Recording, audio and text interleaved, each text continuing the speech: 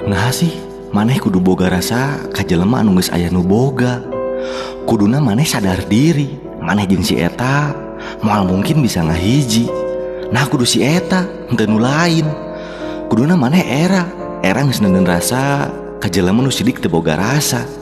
Kuduna maneh sadar diri, sadar bahwa maneh teu ditakdirkeun jeung si eta. Cinta emang musingkeun nya, seringkali datang dina hate nu kuduna teu ditempatan. Terus maneh kudu kumaha lamun kieu kanyataanana? Sigana maneh ukur bisa ngaikhlaskeun. Ikhlas si eta dicokot ku hate anu lain. Nya terus kudu kumaha deui? Dek terus mempertahankeun rasa nu sidik ukur kecewa balasanana? Percuma bro, karena nyatana maneh jeung si eta moal mungkin bisa saling cinta.